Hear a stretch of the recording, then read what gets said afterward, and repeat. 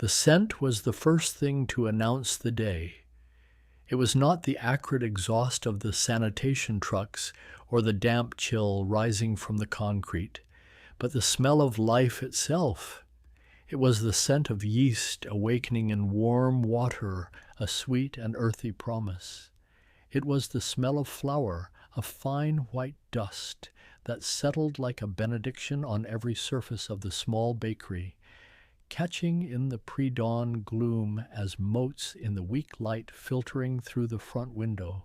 This was the world of Elias, a world measured in grams and degrees, in the patient rhythm of dough rising and falling like a slow, sleeping lung. He moved through the narrow space with an economy of motion that was not hurried, but profoundly efficient. His hands, powdered white to the wrists, were not the soft, fleshy hands of a gourmand. They were tools. They kneaded, folded, and shaped with a precision that bordered on monastic. Each motion was a repetition of 1,000 others, a physical prayer learned until it resided deeper than thought in the sinew and bone of him. He was not a baker. He was a man who baked. The distinction was crucial, a load-bearing wall in the architecture of his diminished life. To be a baker implied a joy, a passion, a public identity. Elias possessed only the craft, a set of skills he had carried out of a former life, like a refugee clutching a single precious heirloom. The bakery, with its oppressive heat and its solitary pre-dawn hours, was not a calling. It was a hiding place, a fortress of anonymity built from sourdough and rye. The rhythmic thud of the dough against the floured wooden board was a metronome counting out the seconds of his exile. Thud. He was safe. Thud. He was forgotten. Thud. He was no one. And that was the point.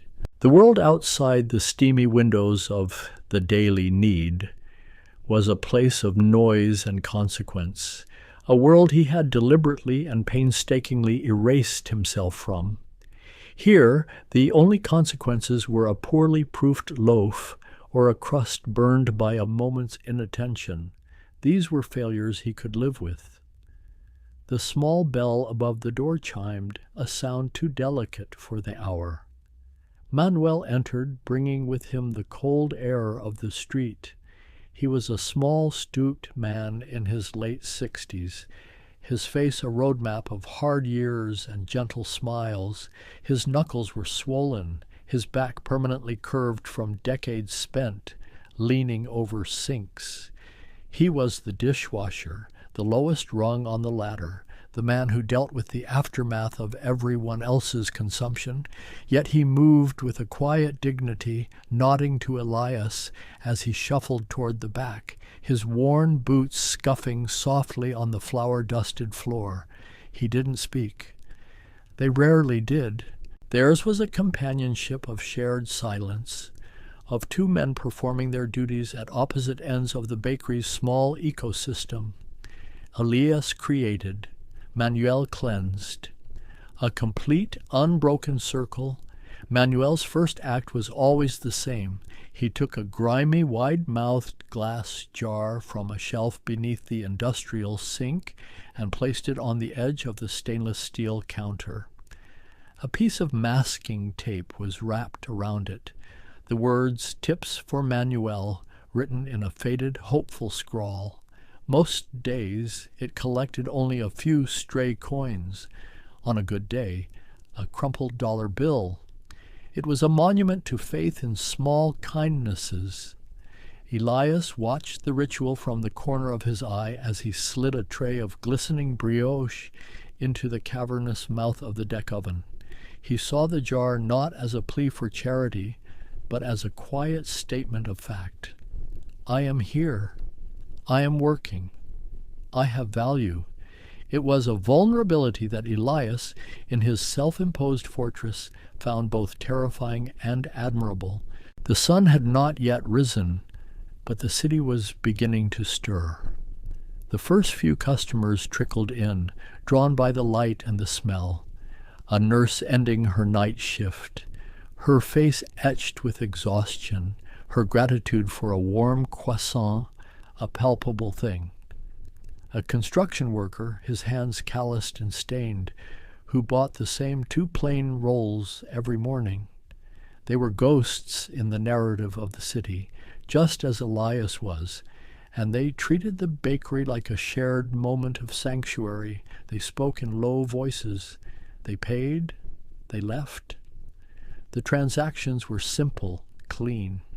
The bell would chime, the cold air would rush in, a few words would be exchanged, and then the quiet would resettle. It was a rhythm Elias understood. It was controlled, predictable. He rolled out another sheet of pastry, the wooden pins smooth and cool beneath his palms. The flour, the heat, the familiar weight of the tools. This was his liturgy. He had constructed this life with the same precision he used to build a laminated dough, folding layers of obscurity over his past until the original form was unrecognizable. He was content with this, or if not content, then he had at least achieved a state of durable, low-grade peace, a truce with his own history. He did not know it was about to be violated. A new sound ruptured the morning's delicate membrane. It was not the gentle chime of the bell. It was the guttural rumble of a powerful engine, cut abruptly, followed by the solid, definitive thunk of 2 heavy car doors slamming shut in quick succession. The sound was wrong. It was too loud, too aggressive for this quiet street, for this quiet hour. It was the sound of something expensive and arrogant. Elias paused, his hands still on the rolling pin. He felt a shift in the air, a drop in atmospheric pressure that precedes a storm. The few customers in the shop fell silent, their heads turning toward the front window. Through the glass, distorted by steam and the morning gloom, 2 figures emerged from a large black sedan parked directly in front of the bakery, its dark mass seeming to absorb the frail light. A third figure emerged from the driver's side. They were not here for bread. Elias knew this with a certainty that was cold and absolute. It was an instinct from his former life, an old muscle memory twitching back to life. He slowly, deliberately finished his roll of the pastry sheet, placed the pin back in its designated spot, and wiped his hands on his apron. He turned to face the door, his posture unchanged, his face a mask of placid neutrality. But inside, a switch had been flipped. The baker was gone. The observer had taken his place. The bell chimed, but this time it sounded like a scream. The 2 men who entered first seemed to suck the warmth and pleasant smells from the room, replacing them with the sharp chemical scent of expensive cologne and an aura of casual menace. They were dressed in suits that were too tight across the shoulders, the fabric straining to contain a brutish physicality. They moved with a restless energy, their eyes scanning the small shop, not with curiosity, but with a predator's sense of territorial assessment. One of them, a thick-necked man with a shiny bald head, let the door slam behind him, making the nurse flinch. The other, younger and leaner, with slicked back hair, smirked at her reaction. They were sharks in a fishbowl, and they enjoyed the disruption they caused. The construction worker, a man twice their size, instinctively took a half-step back, his eyes cast down. Fear was a currency, and these men were experts in its minting. They were the overture, the crude brass and percussion announcing the arrival of the main theme. And then he entered, the third man. He was not like the others. Where they were loud, he was silent. Where they were restless, he was a study in absolute stillness. He was dressed in a dark, impeccably tailored suit that did not strain but draped perfectly over a frame that was lean and solid. He was older, perhaps in his late 50s, his silver-streaked hair cut with severe precision. He did not look at the other customers. He did not seem to notice the cramped, flour-dusted space. His attention, when it moved at all, was deliberate and focused. His eyes were the most arresting feature. They were dark, intelligent, and utterly cold, assessing everything with the dispassionate gaze of a jeweler examining a flawed stone. His presence was a gravitational force, bending the atmosphere of the room around him. The air grew heavy, thick with unspoken power. He was Mr. Sterling. Elias did not know his name, but he knew his type. He was not a street-level thug performing for an audience. He was the audience. He was the one for whom the performance was staged. He was power, not the performance of it. Sterling's two men, Rocco and Leo, took up positions flanking the door, their postures a caricature of security, of ownership. They surveyed the few remaining patrons with open contempt. The nurse, clutching her croissant in a paper bag, scurried out the door, her head down. The construction worker mumbled an apology to no one in particular and followed her, leaving his half-finished coffee on the counter. The bakery, once a shared sanctuary, now felt like an occupied territory. Only Elias and Manuel remained. Elias stood behind the main counter, his hands resting flat on the wooden surface. He did not look away. He met the stillness of the older man with the stillness of his own.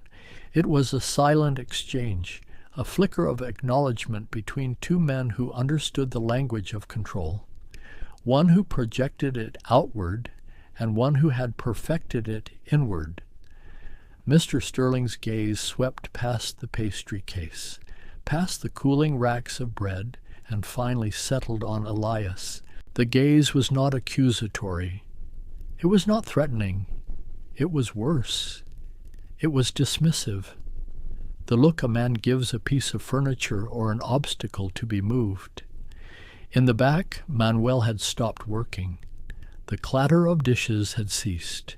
He stood frozen by the sink, his hands dripping with soapy water, his eyes wide with a fear that was old and familiar.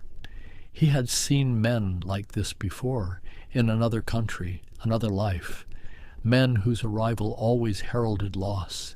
He made himself small, hoping to become invisible, to blend in with the stainless steel and the shadows. He was a creature of habit and routine, and this violent disruption to the morning's rhythm felt like a physical blow. He wanted only to be unnoticed, to survive the moment until it passed, as he had survived so many others. But the universe is often deaf to such small, desperate prayers. The younger thug, Leo, grew bored. He pushed off the wall and sauntered deeper into the shop, his expensive shoes leaving prints in the flour on the floor. He picked up a croissant, sniffed it with theatrical disdain, and tossed it back onto the tray. His eyes fell upon Manuel, a small, frightened man trying to disappear. It was an irresistible target, a chance to exercise the petty cruelties that were the foot soldiers of true power. Mr. Sterling finally moved. He drifted toward the counter, his movements fluid and silent. He did not raise his voice. He did not need to. The quiet of the room was his amplifier. He spoke, and the words were low, devoid of inflection, a simple statement of fact. We need the shop for the morning. He did not ask. He informed. He reached into the inner pocket of his jacket and produced a thick white envelope.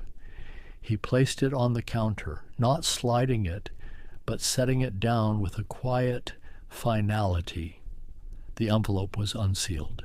Through the opening, Elias could see the crisp edges of $100 bills. It was a sum that could likely buy the entire inventory, the equipment, and the lease for a year.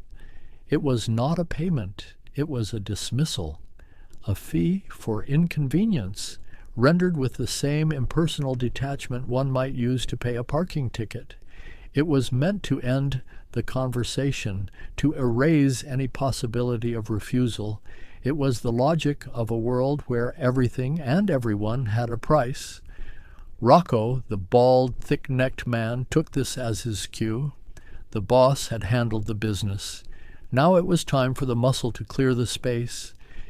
He turned toward the back of the shop, his eyes locking onto Manuel. "Get out, old man." The words were a low growl, thick with impatience. "We need the room." Manuel flinched as if struck. He began to stammer a mix of Spanish and broken English, trying to explain that he worked there, that he was just doing his job. He reached for a tray of dirty dishes to show he was busy, a part of the machinery. His hands trembled. As he turned, his elbow bumped the edge of a shelf. A stack of ceramic plates, waiting to be washed, teetered for a heart-stopping second before cascading to the floor. The crash was explosive in the tense silence. White shards skittered across the concrete, a violent spray of porcelain. Manuel froze, his face a mask of horror. "I'm sorry," he whispered, bending down with painful slowness, his swollen knuckles fumbling to pick up the broken pieces of his morning. He was not looking at the thugs. He was looking at Elias, his eyes filled with a profound and humiliating apology, the apology of the powerless for their own existence. And that was the moment, the fulcrum on which the entire day and Elias's entire hidden life would pivot. Elias's gaze shifted. It moved from the shattered plates on the floor to Manuel's trembling, apologetic form. It moved to the sneering face of Rocco, who chuckled at the old man's pathetic display. It moved to the thick white envelope of cash sitting on the counter, a symbol of the casual, corrosive power that had just broken more than a few cheap plates. And finally his eyes landed on the grimy glass jar by the sink, with its faded, hopeful words, "Tips for Manuel." The jar was almost empty. It held perhaps a few quarters and a single lonely dollar bill. An entire life of hard labor and quiet dignity distilled into that near-empty vessel. The contrast between the envelope and the jar was a chasm. It was not a difference of quantity, but of meaning. The envelope was power. The jar was humanity. In that instant, Elias saw the architecture of the world laid bare, the powerful who broke things and the vulnerable who apologized for the noise. He made a choice. It was not a choice born of anger, but of a sudden, clarifying coldness. It was the feeling of a load-bearing column settling into its foundation. He lifted his hands from the counter. He picked up the envelope. The paper was crisp, the weight of the bills substantial. Rocco and Leo exchanged a smug look. The baker knew his place. He was taking the money. The transaction was complete. Even Mr. Sterling, who had been observing the scene with an unreadable placidity, seemed to relax by a fraction of a degree, as if a minor, tedious detail had been resolved.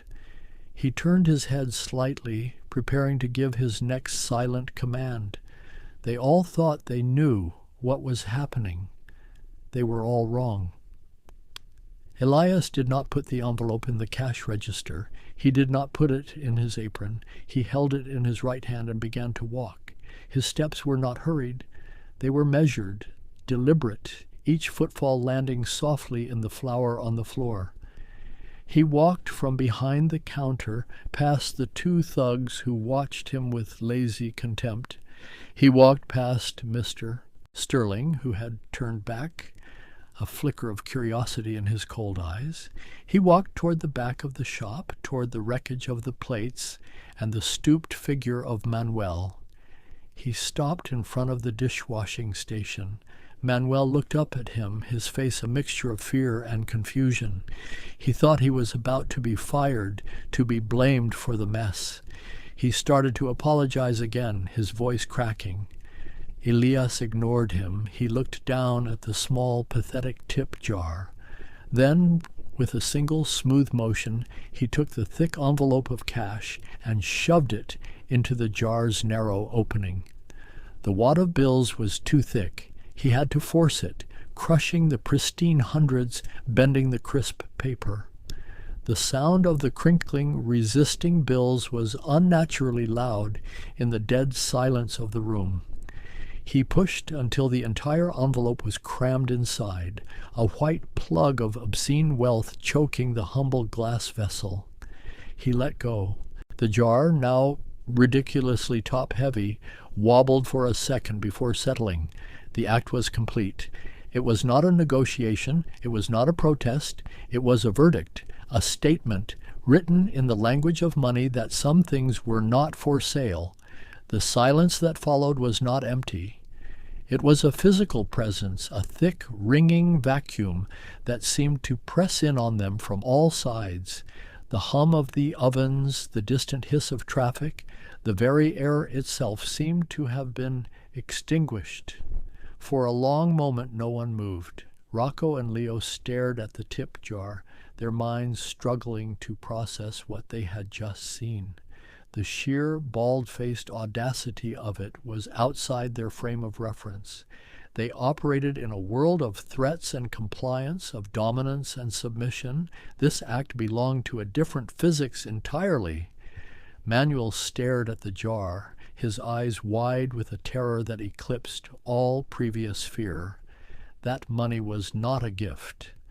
It was a curse. It was a death sentence stuffed into a glass jar. He looked at Elias as if seeing a ghost, a man who had just calmly and deliberately committed suicide in front of him. Mr. Sterling, who had turned fully to watch the entire event, was the only one whose expression did not change. His face remained a mask of cold neutrality. But his eyes, those dark assessing instruments, narrowed slightly. He was re-evaluating. The piece of furniture had just spoken, and it had said no. The spell broke. It broke with a sharp, incredulous laugh from Leo. He looked at Rocco, then back at Elias. "You think that's funny?" His voice was laced with a genuine disbelief that was quickly hardening into rage. This was not just disobedience, it was an insult, a public humiliation delivered by a man who smelled of yeast and sugar. Rocco did not laugh. His face had gone a dull, mottled red. His fists clenched and unclenched at his sides. He took a step toward Elias, his movements stiff with fury. He was the enforcer. His authority, and by extension his boss's, had been openly challenged by a baker. The insult had to be answered swiftly and brutally. He lowered his head slightly, his shoulders hunching like a bull preparing to charge. "Who the hell do you think you are?" The question was rhetorical. He didn't want an answer. He wanted an excuse. Elias did not answer. He did not back away. He stood his ground between the advancing thug and the dishwashing station where Manuel was still frozen. He was not a large man. He was shorter than Rocco, leaner than Leo. In his flour-dusted apron and simple work clothes, he looked soft, breakable. But he was not soft. He was still. He was a pillar of calm in the swirling vortex of their anger. His stillness was more unnerving than any threat could have been. It was unnatural. It was the stillness of a deep, cold lake, its placid surface belying the crushing pressure beneath. Mr. Sterling watched this silent confrontation with the detached interest of a connoisseur. He did not intervene. This was a test. His men had been challenged. The baker had made a move. Now he would see the consequences. He was watching Elias, but he was also watching his men. He was assessing the integrity of his own tools. Were they sharp enough for the job, or were they merely loud? The air crackled with imminent violence. Leo began to circle to Elias's left, a classic flanking maneuver, attempting to box him in.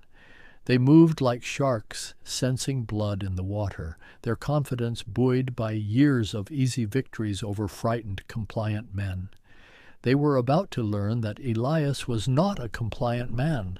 He was not even a man anymore. He was a principle, given form. The moment stretched, becoming elastic. Time seemed to slow, to thicken. Elias's world narrowed to the space immediately around him, a perimeter defined by the reach of his own arms. He could smell the sour tang of Rocco's sweat, the cloying sweetness of Leo's cologne. He could hear the shallow, angry rasp of their breathing. He felt, rather than saw, Manuel shrinking back against the steel sink, a soft, desperate whimper escaping his lips. It was the sound of a rabbit watching wolves circle, and in that sound Elias heard an echo from his past, the sound of another vulnerable person, another time when he had failed to act, a debt he had been paying ever since, in the currency of anonymity and self-erasure. No more. The debt would be paid today, here, in this flour-dusted room. Rocco lunged. He was clumsy, leading with a haymaker punch that was all anger and no technique. It was a move designed to intimidate and overwhelm, to end the fight before it began. Elias did not step back. He did not block the punch. He moved into it. It was a subtle, almost imperceptible shift of weight, a pivot on the ball of his left foot. He moved not away from the danger, but inside it, to the place where the clumsy arc of the punch was weakest, its power not yet fully generated. It was a move of profound, practiced economy. As Rocco's arm swept past him, Elias's right hand shot out. It did not strike. It cupped the back of Rocco's elbow. His left hand found Rocco's wrist. It was not a struggle. It was a connection. For a fraction of a second they were locked together, a grotesque sculpture of impending violence. Then Elias applied pressure. It was not a brute force, but a precise anatomical knowledge. A twist of the wrist against the joint's natural rotation, a sharp upward push on the elbow. The laws of physics and biology took over. Rocco's body was forced to follow his arm. His feet, planted for a powerful punch, were suddenly useless. A choked grunt of pain and surprise escaped his lips as he was spun around, his own momentum used against him. Elias guided him, not into the wall, but into the lean figure of Leo, who was just beginning his own attack from the side. The two thugs collided with a wet, meaty thud. Leo, caught off guard, stumbled backward, his arms windmilling for balance. Rocco, his arm now twisted in a painful lock, was driven forward onto his knees, his face contorting in a mask of agony. It was over in less than 3 seconds. The entire violent ballet had been executed in near silence, punctuated only by the grunt of pain and the scuffing of shoes on the concrete floor. There was no shouting, no wild swinging. It was not a fight. It was a dismantling, a process as clean and efficient as gutting a fish. Elias released Rocco, who crumpled to the floor, clutching his arm and gasping for air. Leo, having regained his balance, stared at his fallen partner, then at Elias. The smirk was gone from his face, replaced by a mixture of shock and a dawning animal fear. He saw now what his boss had perhaps already suspected. This was not a baker. This was something else entirely. He took a half-step back, his hand instinctively going to the bulge of a pistol holstered beneath his jacket. It was a fatal mistake. It was an escalation that Elias could not permit. Before Leo's fingers could even touch the weapon, Elias closed the distance. 2 quick, precise steps. His left hand shot out and clamped down on Leo's wrist, pinning the hand to his side. His right hand, open-palmed, struck the side of Leo's neck just below the ear. It was not a punch meant to break or maim. It was a specific, targeted strike, a percussive shock to the vagus nerve. Leo's eyes rolled back in his head. His body went limp, all tension draining from him in an instant. He collapsed to the floor like a puppet with its strings cut, unconscious before he even hit the ground. Elias stepped back, his posture returning to one of quiet neutrality. He stood over the 2 fallen men, his breathing even, his expression calm. He was not angry. He was not triumphant. He was simply present. He looked down at his hands. They were still dusted with flour. The contrast was obscene. The hands of a creator, used for an act of precise, controlled deconstruction. He slowly, deliberately began to roll down his sleeves, covering the sinewy, disciplined muscles of his forearms, hiding the old, faded scars that told the story of a life he had tried so hard to bury. A single sharp clatter echoed from the front of the shop. A fork dropped from the trembling hand of the only remaining witness, a young woman who had been hiding in a corner booth, too terrified to flee. She stared at the scene, her phone halfway to her ear, the call to the police unmade. Her face was a pale mask of disbelief. She looked from the 2 men on the floor to the quiet, unassuming baker who had just dispatched them with such terrifying efficiency. Then her eyes darted to the back of the room, to Mr. Sterling, who had not moved an inch. He was still watching. He had witnessed the entire event, his face unreadable, his stillness an unnerving counterpoint to the sudden brutal violence. His gaze was fixed on Elias. It was no longer dismissive. It was sharp, focused, and deeply, deeply interested. He was a collector who had just stumbled upon an object of unexpected and extraordinary value in a dusty, forgotten shop. The young woman scrambled out of her booth and fled, the bell on the door chiming frantically, a sound of pure panic. Now there were only 4 people left in the ruined sanctuary. Elias, the 2 unconscious or writhing forms on the floor, Manuel, who seemed to have turned to stone, and Mr. Sterling. The silence returned, but it was different now. It was a silence of consequence, of a balance of power irrevocably shifted. All the assumptions that had walked in the door 20 minutes ago lay shattered on the floor, alongside the broken plates. Manuel finally unfroze. His gaze, filled with a primal terror, was not on the thugs. It was on Elias. He looked at the quiet man he had shared silent mornings with for years, the man who shaped dough and smelled of cinnamon. And he saw a stranger, a dangerous, terrifying stranger who had just unleashed a storm in their small, quiet world.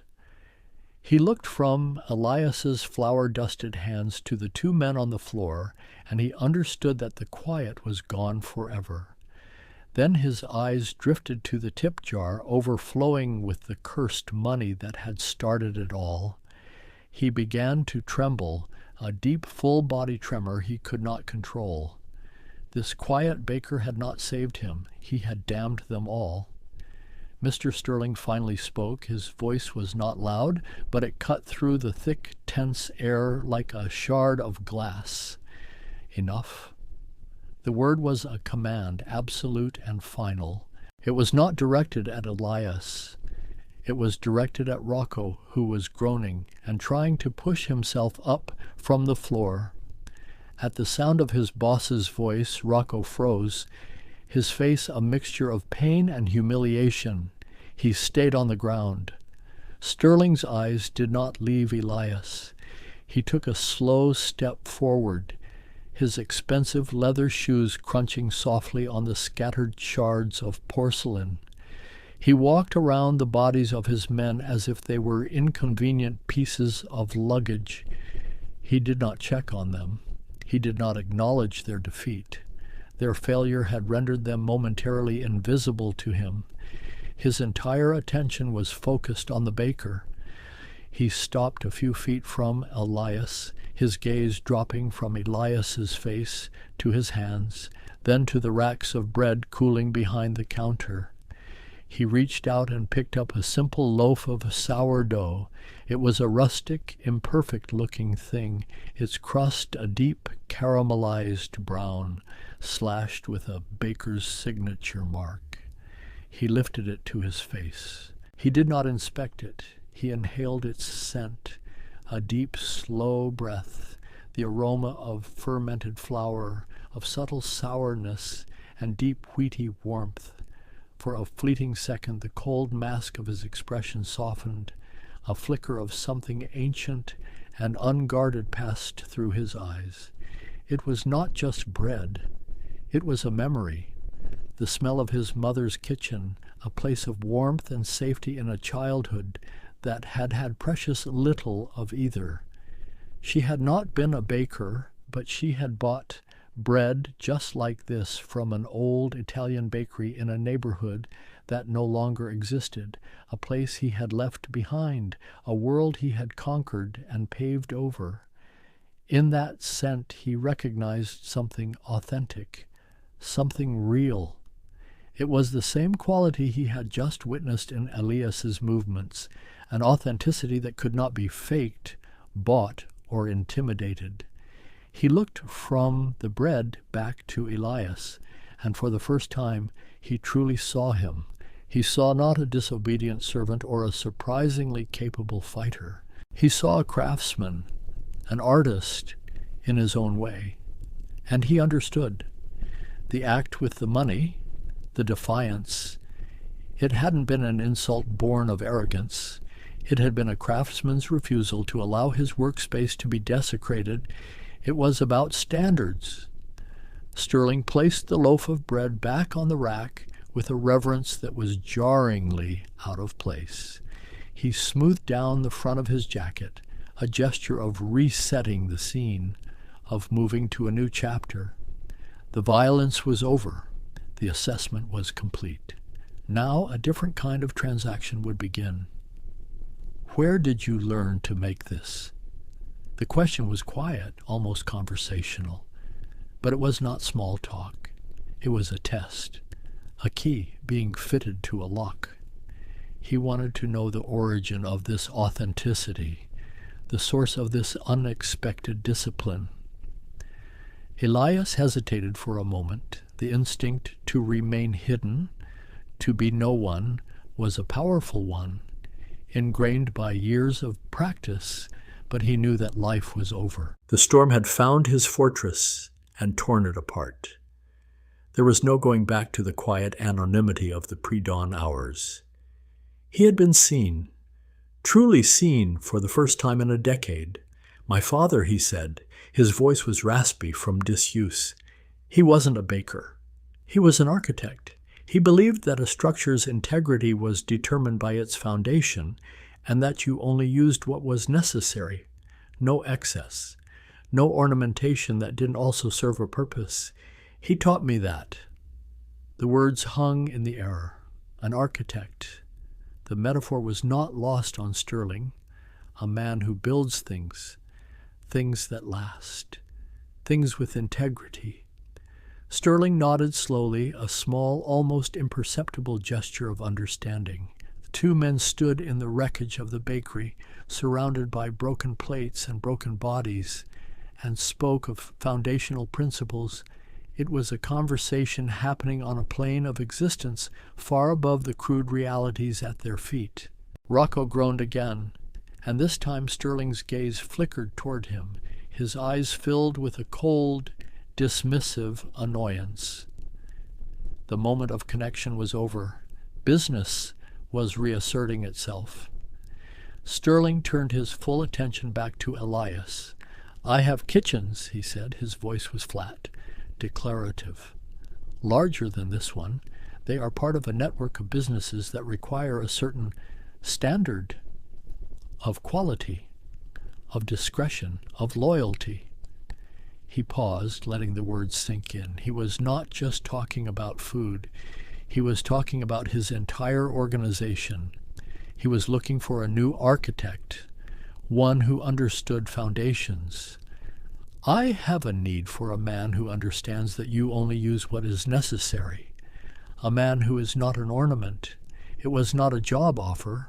It was a recruitment, an invitation to leave the world of flour and sugar and return to the world of consequence, but on different terms than before.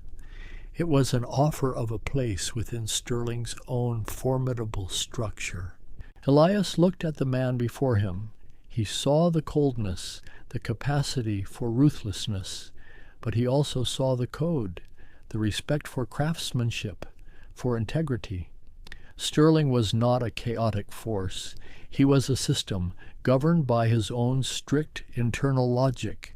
To work for him would not be to serve a petty tyrant, but to become part of a complex, dangerous machine.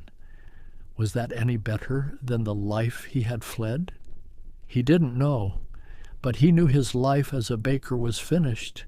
The act of stuffing the money into the jar had been the lighting of a fuse. The explosion that followed had demolished his carefully constructed hiding place. He could not rebuild it. He could only walk out of the rubble and choose a new direction. His gaze shifted to the back of the room, to Manuel. The old man was still pressed against the sink, his face pale, his eyes fixed on the tip jar as if it were a bomb. The money. It all came back to the money. Elias had made a statement with that act, a declaration of principle. Now he had to see it through. He turned back to Sterling. He had one condition, not a request, a term. He nodded toward the back. "The money in that jar stays with him, all of it. And no one, not from your organization or any other, will ever trouble him again. He is to be left alone, to live his life in peace."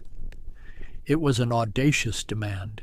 He was dictating terms to a man who did not accept terms. He was leveraging the value Sterling had just seen in him, betting that his newfound worth was greater than the insult of the condition. For a moment, Sterling's face hardened. A flicker of the predator reappeared in his eyes. He was not used to being given ultimatums. Rocco, seeing this, began to struggle to his feet, eager to redeem himself. Sterling raised a single finger, not even looking at him, and Rocco froze again. Sterling held Elias's gaze.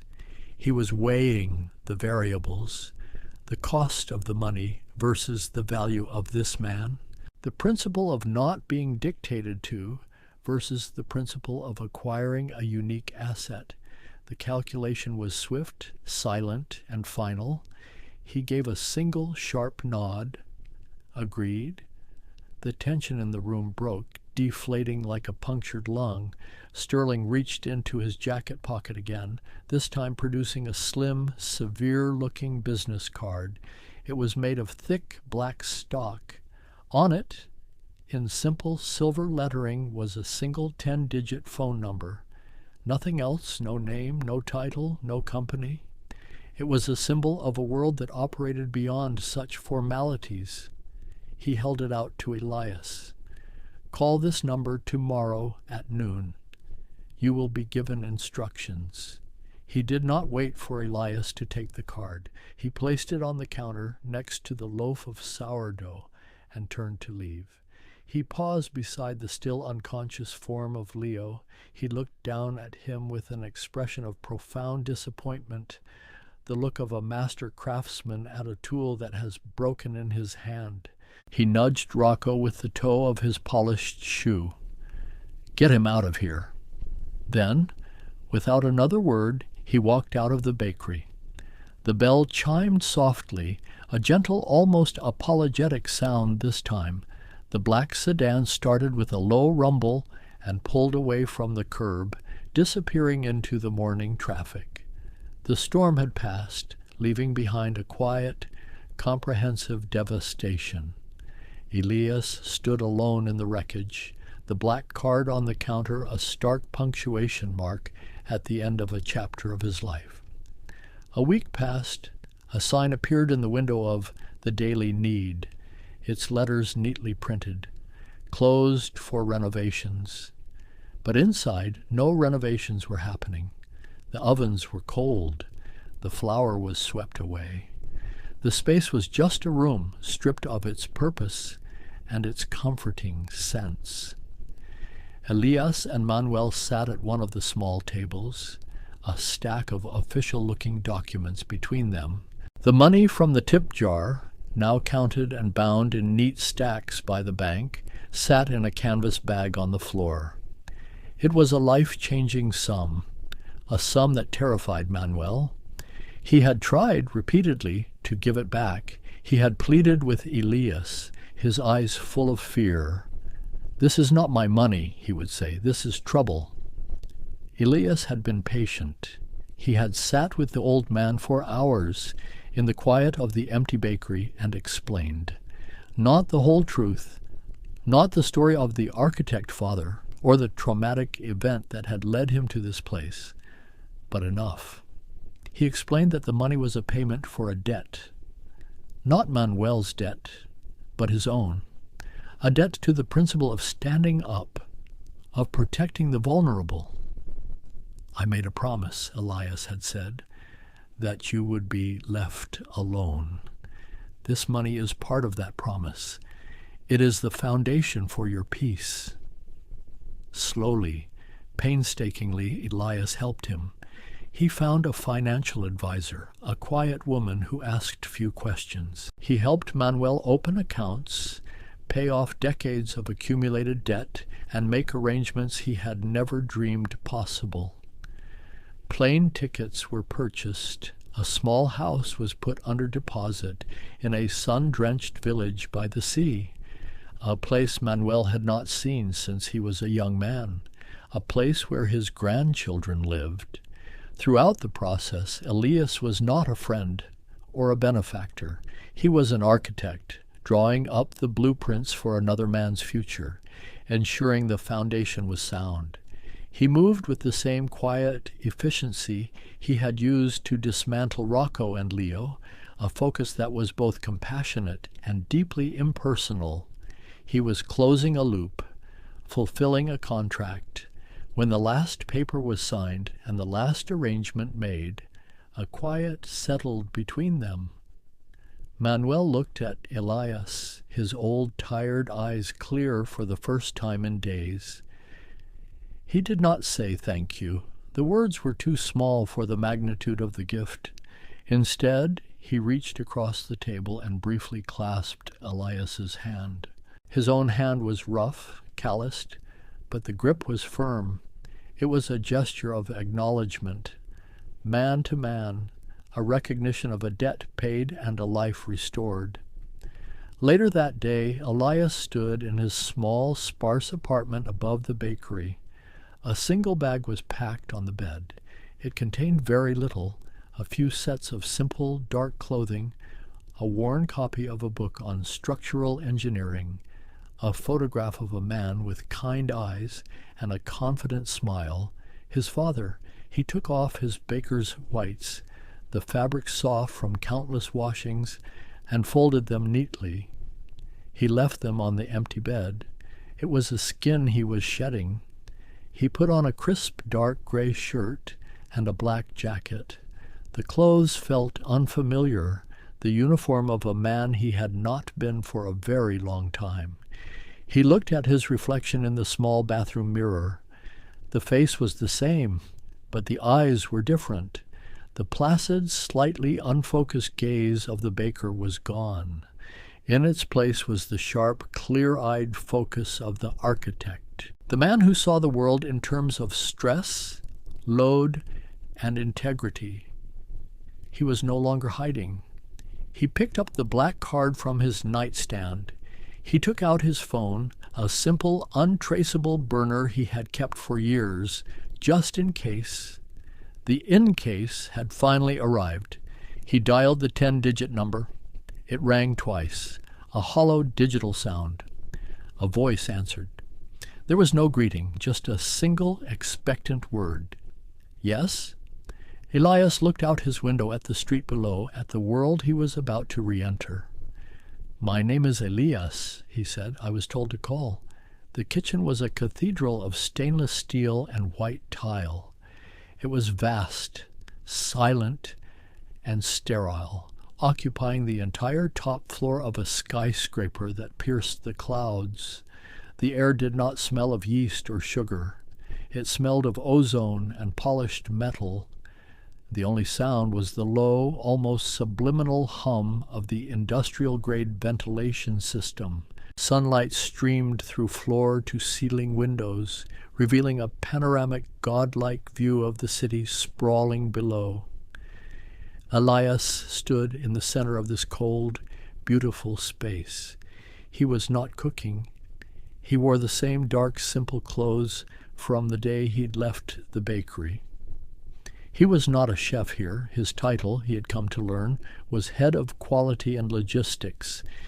It was a deliberately vague designation for a role that was anything but.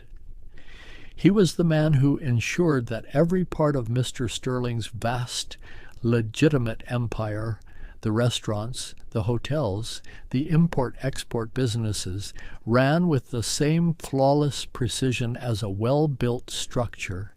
He was the architect. He checked foundations. He looked for cracks. He ensured that everything was exactly what it purported to be. He moved through these opulent spaces with the same quiet authority he had once reserved for his small bakery, his presence a silent guarantee of standards. Mr. Sterling entered the kitchen. He moved with his customary silence, his tailored suit a dark slash against the brilliant white of the room. He did not greet Elias. He did not need to. Their relationship was built on a foundation of unspoken understanding. He walked over to a long steel counter. Sitting in the center of the otherwise empty surface was a single perfect loaf of sourdough bread. The crust was a deep, burnished gold, the scoring mark on its top identical to the ones Elias used to make. Sterling did not touch it. He simply looked at it, then at Elias. He gave a single, brief nod. It was not praise. It was acknowledgement, a confirmation that the standard was being met, that authenticity could, in fact, be scaled. Elias nodded back. It was the entirety of their conversation, a whole universe of meaning exchanged in a shared silence. Sterling turned and left, his purpose fulfilled. Elias walked to the window and looked down at the city. From this height the streets were just lines, the cars and people insignificant specks. It was the perspective of a god, or a king, or an architect surveying his creation. He felt a vibration in his pocket. He pulled out his phone. A message had arrived. It was a single image sent from an unknown number. He opened it. The picture was slightly blurry, taken with a shaky hand. It showed an airport arrivals gate. An old man, his back a little less stooped, his face alight with a joy so pure it was almost painful to witness, was embracing two small children. In the background, a woman who looked like an older version of the man was weeping with happiness. Manuel. He had made it home. The foundation was holding. Elias stared at the image for a long time. He felt a warmth spread through his chest, a feeling he hadn't identified in years. It was not happiness. It was not relief. It was the quiet, profound satisfaction of a well-made thing, the feeling of a structure settling perfectly onto its footings. He closed the message, his work on that project complete. He looked back out at the sprawling city, at the endless network of structures, some strong, some weak, all interconnected. He was no longer hidden among them. He was above them, watching, assessing. He had not found peace, not the quiet, numbing peace of the bakery. He had earned something far more valuable. He had earned a purpose.